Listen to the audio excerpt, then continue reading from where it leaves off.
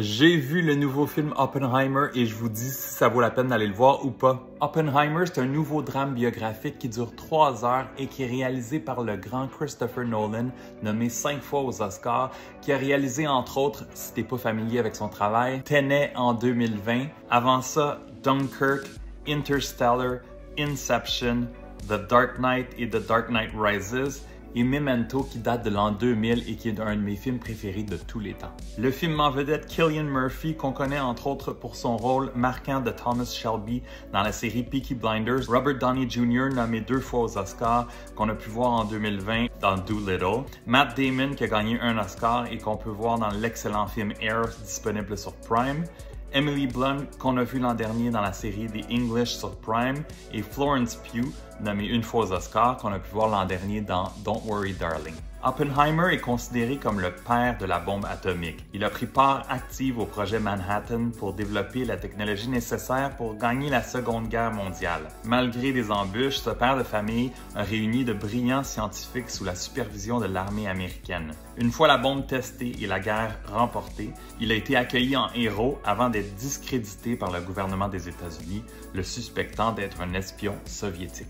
Je commence en vous disant que c'est un film de 3 heures avec beaucoup de dialogue. C'était aussi jusqu'à maintenant le film que j'attendais le plus de 2023. Cillian Murphy est exceptionnel dans une performance tout en subtilité, un acteur tellement charismatique. Il y a déjà un buzz pour les Oscars pour une nomination comme acteur de soutien pour Robert Downey Jr. qui est excellent. Tout le monde est bon dans ce film, distribution exceptionnelle, vous allez reconnaître plein de visages d'acteurs masculins. Les deux actrices Florence Pugh et Emily Blunt n'ont pas beaucoup la chance de briller à cause du scénario, particulièrement Florence Pugh, c'est un peu dommage. Visuellement, c'est tout simplement magnifique. La réalisation, le montage, la direction photo. Mais dans ce film-ci, comparativement à beaucoup de ces films, il n'y a pas de science-fiction, c'est pas très flyé, c'est quand même basé sur une histoire vraie. Du côté marketing, c'est vendu depuis longtemps, presque comme un blockbuster d'été, ça sort en plein mois de juillet, mais ça se rapproche plus d'un grand film de performance d'acteurs comme aux Oscars. Oui, Christopher Nolan réussit à rendre cette histoire excitante et même stressante.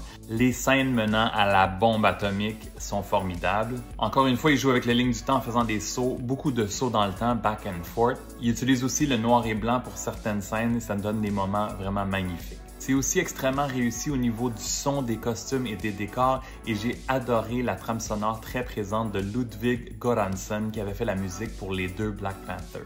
J'ai aussi quelques bémols, c'est sûr que c'est un film pour lequel j'avais beaucoup d'attentes. Je trouve que ça nous laisse assez froid, on vit pas beaucoup d'émotions. La dernière heure du film a paru pas mal longue, ça devient un peu redondant. Il faut clairement être très reposé et concentré pour aller voir ce film. Au final, ça vaut la peine de voir ce film sur grand écran, même le plus grand possible. C'est un grand spectacle visuel, même si c'est vraiment pas mon préféré de Christopher Nolan. Et je lui donne 3 étoiles et demie sur 5. Si tu veux pas manquer ma prochaine critique pour le film Barbie, n'oublie pas de t'abonner.